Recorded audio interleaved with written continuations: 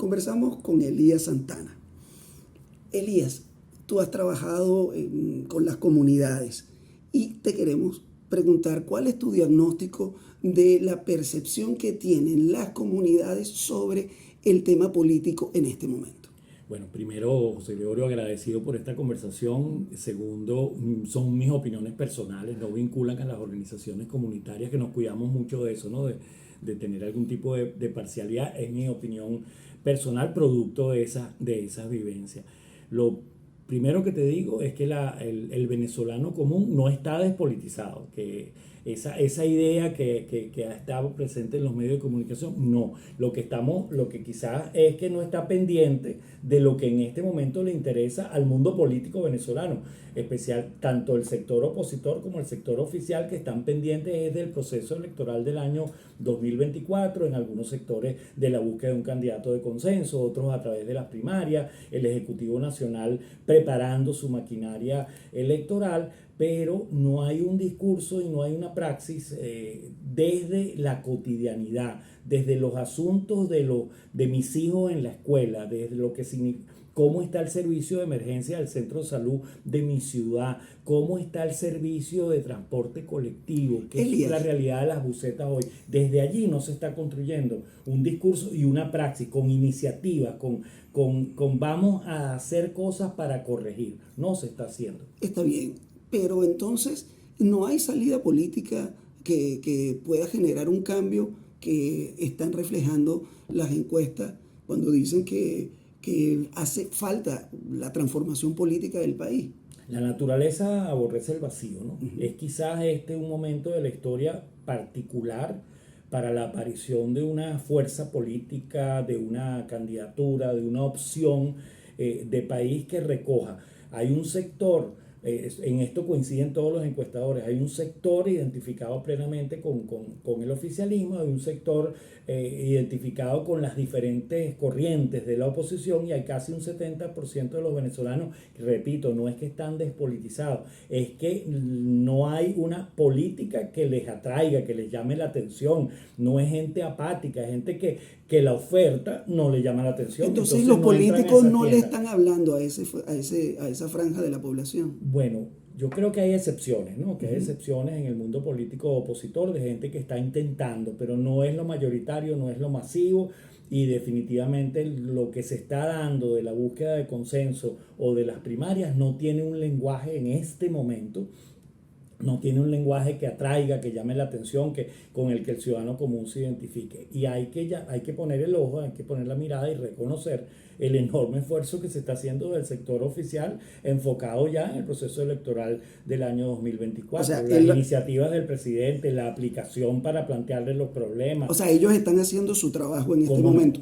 Yo creo que para el tema electoral. El presidente Maduro y su equipo están haciendo su trabajo y creo que lo están haciendo muy bien. El nuevo programa de televisión, con Maduro más, impecable. O sea, responde a los problemas de las comunidades, toca el corazón de la gente, regaña a gobernadores y regaña a ministros en público, que todo el mundo lo vea, caramba. ¿Qué genera eso? Caramba, Nicolás está interesado en que se resuelvan realmente las cosas. Este es nuestro candidato, su equipo no le ha quedado bien. O sea, ellos están trabajando el 1x10, el concepto del 1x10, que es un concepto electoral, pero ahora llevado a los problemas de la comunidad, pero fortaleciendo el proceso electoral. Pero hay una percepción. Perdón, y al mismo tiempo, todo lo que se está haciendo del partido, del PSUV, la renovación de sus autoridades, el proceso como lo van llevando, los procesos con la VC, o sea, aceitando su maquinaria progresivamente para un proceso electoral que quizás no sea en la fecha en que la oposición está pensando que podría ser. Entonces,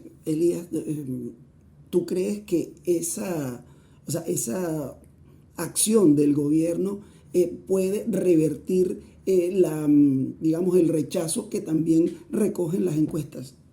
Sí, yo creo que el Ejecutivo Nacional, el equipo gubernamental, lee encuestas, las ve, tiene asesores, y algo interesante que se ha notado, ¿no? Le presta atención y toma decisiones y cambia de rumbo y cambian mensajes, y de repente los ves anunciando una determinada iniciativa.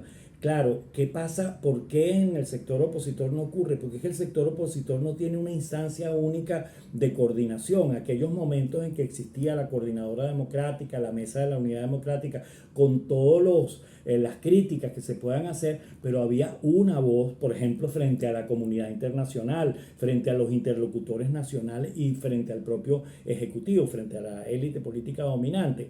Entonces, en este momento no lo tenemos y se da ese rasgo enloquecedor de la sociedad venezolana, que es que casi todas estas oposiciones conversan con el Ejecutivo Nacional, con los emisarios del gobierno, se entienden, llegan a acuerdos y no son capaces esos islotes de la oposición de tener una instancia única y de conversar fluidamente. Yo como ciudadano no me siento expresado por esos líderes que no son capaces de poner a un lado el disgusto personal o una historia o una rencilla o una diferencia a lo mejor más de fondo, más política, pero hace falta que ellos se pongan de acuerdo en el mínimo común. El Ejecutivo lo tiene muy claro, que es que están en el poder y intentan conservar ese poder y tienen por supuesto un discurso y tienen una narrativa, pero básicamente ellos tienen claro y por eso no dirimen sus asuntos en público, por eso es muy difícil entender y comprender lo que está pasando en ese sector, porque se cuidan mucho, porque se preserva su acción preserva el poder. Y en el sector opositor uno a veces se pregunta, ¿pero quieren realmente ser una opción de gobierno? ¿Quieren realmente derrotar electoralmente a su adversario? Claro. Ahora le pregunto para cerrar, ¿cuál debe ser la reacción inteligente de la oposición que está llamando a primarias ante la respuesta del CNE de no quitar las captahuellas? Bueno, primero, el sector el que está llamando a las primarias debería hacer un enorme esfuerzo por ganarse, por acercarse al sector que está buscando consenso y garantizar que pase lo que pase, va a haber una candidatura mayoritaria de ese sector que sea capaz de consolidar a ese electorado que ya tienen conquistado y hablarle al 70% de la población venezolana. Y tienen que tener un punto de coincidencia política, un mínimo común. A lo mejor hay un deslinde, a lo mejor hay dos sectores, a lo mejor hay un sector que no quiere de ninguna manera entenderse, pero que haya una vocación mayoritaria de entendimiento y de comprensión. Y ese sector tiene que reaccionar ante las diferentes políticas y gestos que va a tener el Ejecutivo Nacional para no perder las elecciones. Entonces, no estamos en un país normal, en un sistema democrático de primer mundo, no estamos allí. Después de lo que vimos en el proceso electoral de Barinas, es un Ejecutivo Nacional, es una élite política que va a usar todas las palancas y todos los mecanismos que tengan al alcance de la mano para evitar que su adversario, que es la oposición, pueda ganarles el proceso electoral, que es una operación relativamente sencilla si lees las encuestas. Hay que conectarse con ese electorado y tienes a la mayoría que rechaza al gobierno, pero el gobierno se va a defender y va a hacer todas estas políticas. ¿Qué tiene que hacer la oposición ante este caso que tú me planteas y ante cualquier otro? Decir, bueno, está bien y seguimos en la competencia, está bien y seguimos en la competencia.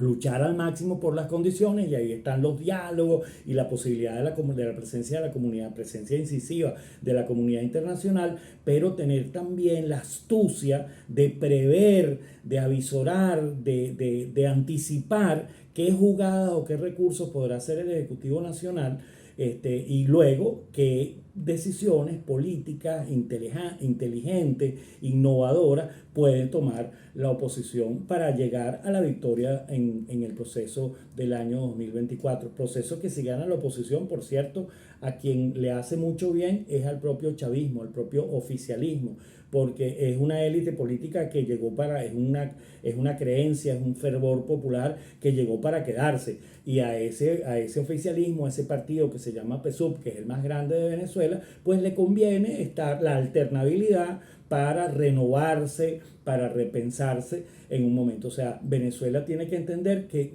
lo que pase lo vamos a hacer con quienes hoy son opositores, con quienes hoy son partidarios del gobierno y con quienes nos sentimos tremendamente decepcionados por los dos sectores.